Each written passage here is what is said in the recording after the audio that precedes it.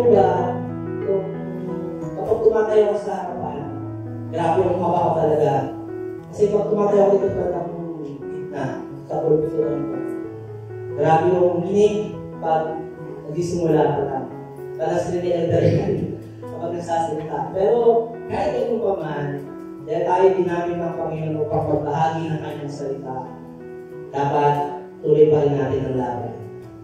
Tuloy, bahagi ang salita ng Panginoon. Palaganap ang kanyang salita, lalo na sa kanyang mga.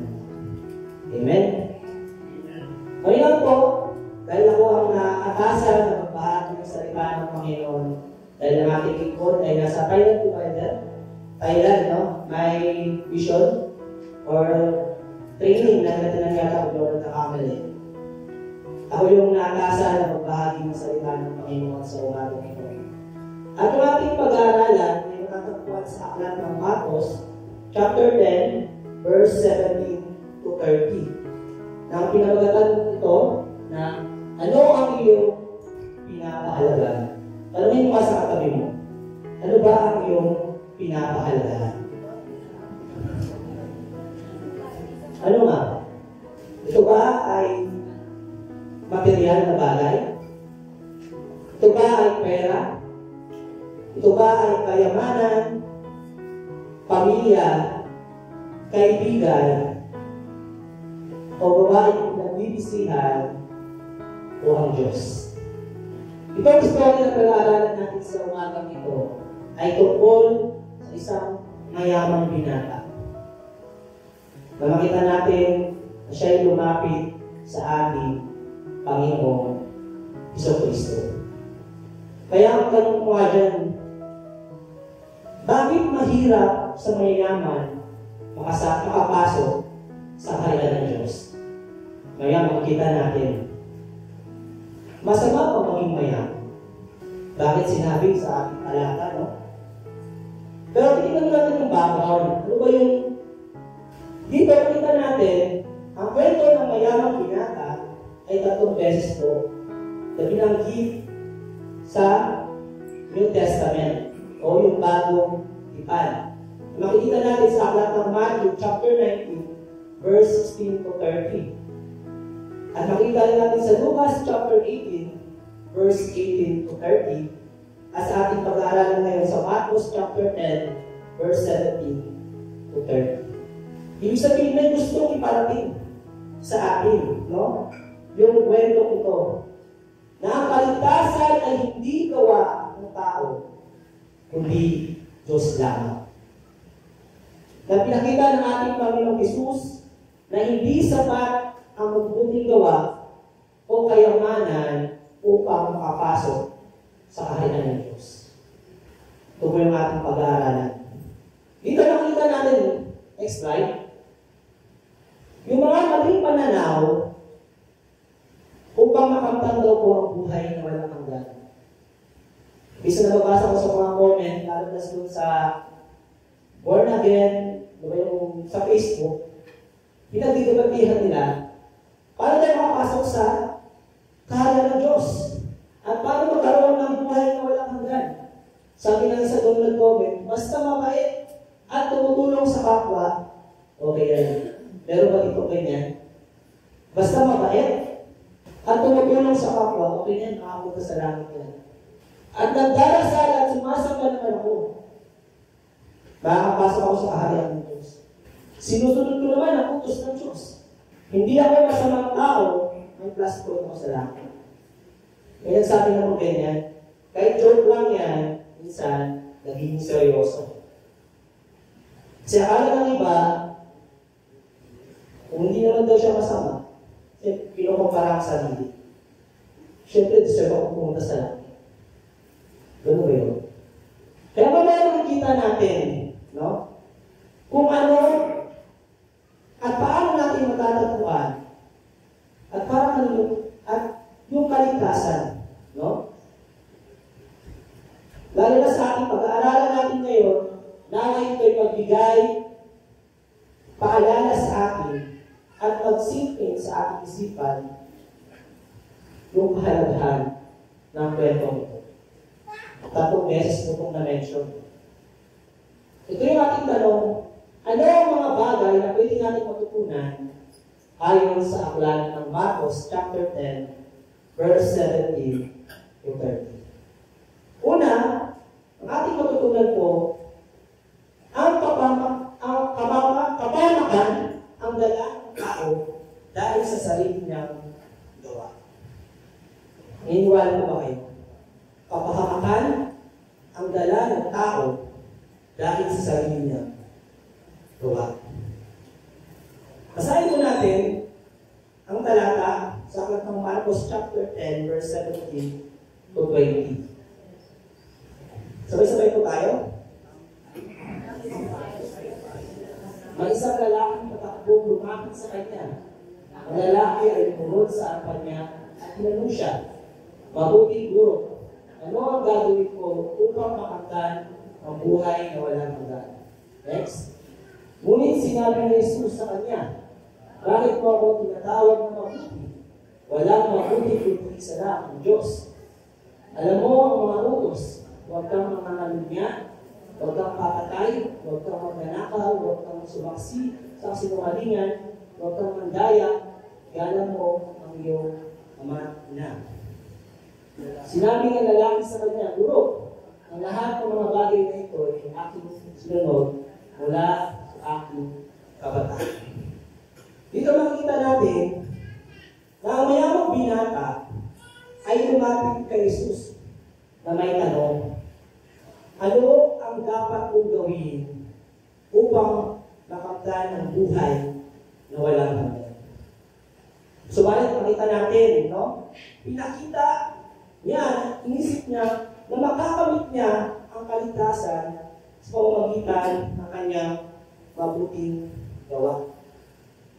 At sumagot si Jesus sa pamamagitan ng utos o yung commandment. Kung titignan natin, nahati sa dalawa yung commandment. Yung una, about sa Diyos, 1 to 3, 4, at yung 5 to 10 ay tungkol sa kapwa. Dito, pinitest ng Diyos na ating Panginoong Jesucristo ang mayamang binata. At sinabi ng mayamang binata, sinunod niya ang mga ito mula noong pagkabata niya. Na makita natin dito na ang tanong ng binata ay nagpapakita ng maling pananaw tungkol sa kaligtasan. Na ito ay nakabatay sa kanyang sariling pagsisikap. Akala niya kapag sinusunod niya ang kautusan, siya ay maliligtas. Na hindi po nakabase sa gawain. Kaya nga ito yung belief ng Pelagianism na ang tao daw ay walang kasalanan. Niniwala mo ba kayo? Simula pinanganak daw ang tao, wala daw siyang kasalanan. Pero kung titignan natin sa Biblia, meron po. At niniwala rin na kasalanan daw ay choice. At hindi natin ito minana kay Adan at Eva. Pero sa ating doktrina na ating pinanghahawakan, kung titingnan po natin yung doktrina ng total depravity, na walang taong nakasunod ng lubusan sa batas ng Diyos upang makamit ang kaligtasan. Sabi nga sa Romans 3:23, lahat ay nagkasala at walang nakaabot sa kaluwalhatian ng Diyos. Na makita natin, maganda naman yung intensyon. No? Nagtanong naman siya eh. Pero sa tingin niya, makita natin dito, nasunod naman daw niya eh. Pero kung titignan naman talaga natin, hindi niya po nasunod lahat. At sabi rin sa Roma chapter 3, verse 10 to 12, ayon sa nasusulat, walang matuwid, wala kahit isa. Tayo po lahat dito po ay pinapakita na tayong lahat ay makasalanan. Na walang matuwid sa atin. At walang nakaunawa at walang naghahanap sa Diyos. Ang lahat ay umihis ng landas at nagpakasama at walang gumawa ng mabuti. Wala kahit isa. Tingin mo lang po yan na mabuti ka. Pero kung titignan po natin, kung wala po ang Diyos, tayo po ay isama. At sabi niya sa Ephesians chapter 2, verse 8 to 9, sapagkat sa biyaya kayo naligtas ng mamagitan ng inyong pananampalataya. Hindi ito bunga ng inyong mga gawa. Ito ay kaloob ng Diyos, hindi sa pamamagitan ng gawa, upang walang sino man ang magpapuli. Kundi dahil ito sa Diyos. Siya mismo ang gumawa. Kaya yung pangalawa pa rin natin matutunan dito, yung panawagan ng buong puso sa pagsuko sa Kanya. Basahin ko natin yung ating text. Tingin siya ni Jesus at tinibig siya. Sinabi niya sa Kanya, isang bagay kulang sa iyo. Mayo at ipagbili mo ang lahat mong ari-arian. Ibigay mo ang salapi sa mga lukha at magkaroon ka ng ibas na kayamanan sa langit. Pagkatapos umarito ka, pasalin mo ang krus at sumunod ka sa akin. Next. Ang lalaki ay nalungkot sa salitang ito at siya'y umalis. Namigati sapagkat marami siyang pagkahari. Ipakita natin na sinabi ng ating Panginoon Jesus, ipagbili mo ang lahat ng inyong ari-arian at ipamahagi sa mahirap at sumunod ka sa akin. Ngunit lumungkot ang binata tumayo dahil hindi niya kaya isuko ang kanyang kayamanan para kay Kristo. Ano ba tinutukoy ng ating Panginoon Jesus dito? Hindi ito tungkol sa literal na pagbebenta ng ari-arian ang hinihingi ng ating Panginoon Jesus, kundi ang buong puso pagsuko sa Kanya. Makita natin dito ang kanyang pag-alis po ay patunay ng kanyang kabiguan ng tao lumapit sa Diyos sa sarili niya kakayanan. Sabi nga sa John chapter 6 verse 44, walang makakalapit sa akin maliban ilapit siya ng Ama na nagsugo sa akin. Kundi ang Diyos po mismo ang nagdala sa akin na tayo upang makalapit sa Diyos. Minsan, pinipilit ng tao na tayo ang unang nakakilala sa Diyos. Pero kung titingnan po talaga natin na ang Diyos ang unang kumilala sa atin. Kaya sabi sa Romans chapter 9 verse 16, maliwanag kung gayon na ang pasya ng Diyos ay nababatay sa kanyang habag at hindi sa kagustuhan ng pagsisikap ng tao. Pinipili ng Diyos ang maliligtas hindi dahil sa kanyang gawa, kung ayon sa kanyang biyaya at layunin, yung kanyang ililigtas. Kung sino man yung kanyang iibigin, kung sino man yung kanyang nanaisin. Kaya makikita sa atin dito na maliwanag na ang Diyos mismo ang magliligtas. Kaya sabi na sa awitin tayo na I surrender. Ang tanong, kaya ba natin i-surrender yung mga bagay na ating pinapahalagahan? Kaya makikita sa ating pag-aralan ngayon na itong mayamang binatang ito ay lukhang lalukot dahil sa kanyang kayaman. At dito sa pangatlo naman, na ang Diyos lamang ang nakakapagligtas. Basahin po natin yung ating text. Sa pagtingin sa paligid, sinabi ni Jesus sa kanyang mga alagad, napakahirap para sa mga mayayaman ang pumasok sa kaharian ng Diyos. Namanghang ang mga alagad sa kanyang mga salita. Muling sumagot si Jesus at sinabi sa kanila, mga anak, napakahirap makapasok sa paghahari ng Diyos. Ang mga natitiwala sa kanilang kayamanan, Madali pang dumaan ang isang pamilyo sa butas na parayo kaysa pumasok ang isang mayaman sa paghahari ng Diyos. At sila'y tumahang ng kilalas at nagtanungan sa isa't isa. Sino kaya ang maaaring magligtas? Ngunit tinignan sila ni Jesus at sinabi, ang mga ito ay hindi maaaring magawa ng mga tao. Subalit hindi gayon sa Diyos, sapagkat ang lahat ng bagay ay maaaring magawa ng Diyos. Dito makita natin na sinabi ng ating Panginoong Jesus na napakahirap para sa mayaman ang pumasok sa kaharian ng Diyos. Bakit na ba mahirap? Dahil nga, kaya nagiging mahirap dahil ang kayamanan ko ay nagiging Diyos-Diyosan nila at nagiging priority. Patandaan po natin, hindi po masama ang maging mayaman. Kahit sa Biblia, ay meron pong mga mayayaman na sinabi doon na sumunod sa Diyos. Katulad na nila Abraham, nila David, nila Job, at marami pang ibang na-mention sa Biblia na mayayaman na hindi masama. Nagiging masama lamang ito dahil ito'y nagiging Diyos-Diyosan nila.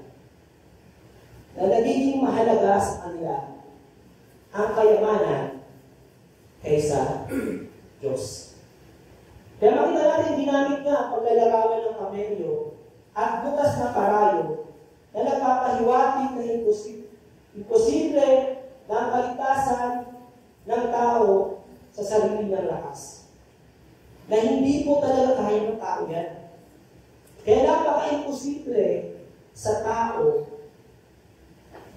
na makamit ang buhay na walang hanggan.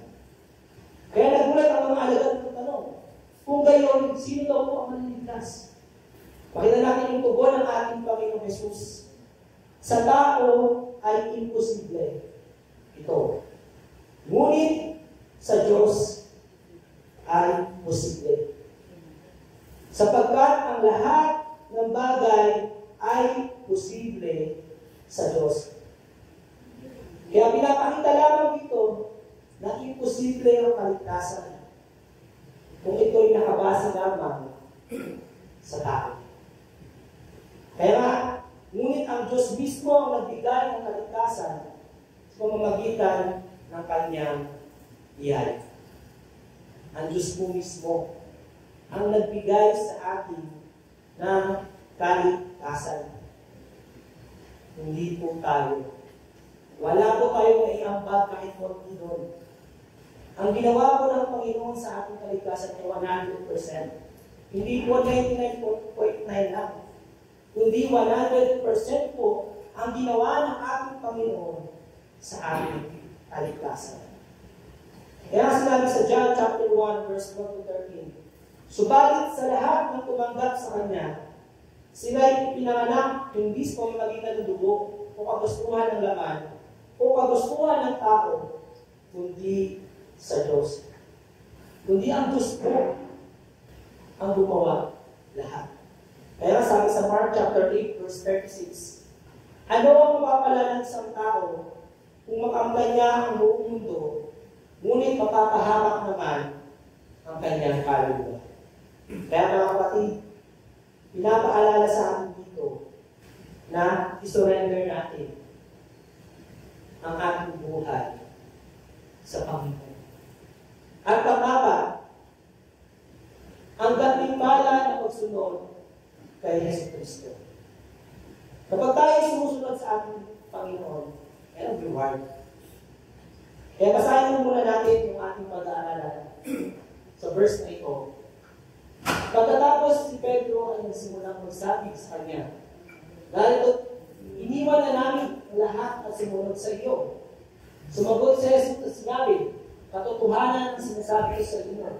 May mga taong nag-iwan ng bahay, o mga kapatid na lalaki, o mga kapatid na babae, o ama o ina, o asawang babae, o mga anak, o mga bukid dahil sa akin, at dahil sa Ebanghelyo. Ang sino man nag-iwan ng mga ito ay tatanggap ngayon sa panahon na ito, na tig-isang daang gamit na gayon. Tatanggap siya ng mga bahay, mga kapatid na lalaki at babae, mga ina, mga anak, mga lupain. Tatanggapin niya ang mga ito na may pagpupusig, ngunit darating ang kapanahunan, siya'y tatanggap ng buhay na walang hanggan. Bakit natin dito ang sinabi ni Pedro, no? Na iniwan na namin lahat at sumunod sa inyo. At makita natin yung sagot ng ating Panginoong Hesus. Walang sino man ang nag-iwan ng bahay, kapatid, o mga ari-arian para sa akin at sa Ebanghelyo na hindi makatanggap na higit pa sa buhay na ito at buhay na wala hanggan. Na makita natin yung gantimpala ay hindi lamang ito patungkol sa material, kundi isang buhay na puno ng pagpapala at katiyakan ng buhay na walang hanggan. Ito yung gantimpala sa mga taong nagtitiwala at sumusunod sa ating Panginoong Jesucristo, yung buhay na walang hanggan. Kung tayo ay nagtitiwala sa Panginoon, kung tayo ay sumusunod sa ating Panginoon, ito'y makakapta natin. Itong buhay na walang hanggan. Kaya dalangin ko, lalo naman sa ating lahat ng dito, huwag po tayo mapagod, sumunod sa ating Panginoon. Nakasabi sa Philippians chapter 1 verse 6, ang tunay na hinirang ng Diyos ay magpapatuloy sa pananampalataya at pagsunod kay Kristo hanggang wakas. Kung tayo ay totoong naniniwala, nananampalataya sa ating Panginoong Hesus, tayo po'y magpapatuloy sa pagsunod sa Kanya. Kaya sa ating pagtatapos, napakita dito na ang lahat ng tao ay makasalanan at hindi niya kayang iligtas ang kanyang sarili. Kaya wala tayong pwedeng pagmayabang sa tao. At ang Diyos ang pumili at magpiligtas ayon sa kanyang biyaya at hindi ito gawa ng tao. Dapat clear sa atin yan, mga kapatid. Na ang paligtasan ay imposible sa tao, ngunit sa Diyos ay posible dahil sa kanyang kapangyarihan. At ang tunay na nagsunod ni Kristo ay magpapatuloy sa kanilang pananampalataya at makakatanggap ng gantimpala na galing sa Diyos. Ito po yung challenge sa ating mga kapatid. Bilang isang tagasunod, no, ni Kristo, ano po ba ang pinahalagan? Ano ba ang pinapahalagahan natin? Katulad ba tayo ng mayamang binata na mas pinili ang yaman sa mundo kaysa kay Kristo? O tayo ba yung tunay na tumugon sa panawagan ni Kristo sa pamamagitan ng pananampalataya at pagsuko sa Kanya? Kaya mga kapatid, itong katanungan na gusto kong iwan sa inyo kung kang pinagpagulay-gulayan sa oras na ito. Ano po ba ang iyong pinakahalaga? Katanong na sa katanungan, ano po ba ang iyong pinakahalaga? Diba? Ang hirap, no? Minsan, nagiging pinapahalaga natin yung material na bagay. Kaya dalangin ko sa bawat isa nandito na magsiking sa isipan mo at tanungin mo, ang Diyos ba ang pinapahalaga? O yung bagay ng mga mundo na nakakapaglayo sa ating Panginoon?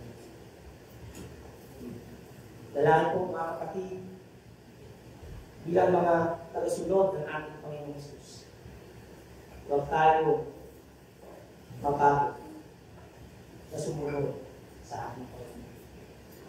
At iwanan natin yung mga bagay na nakakahadlang na tayo ay lumayo sa Diyos. Again, ulitin ko yung tanong.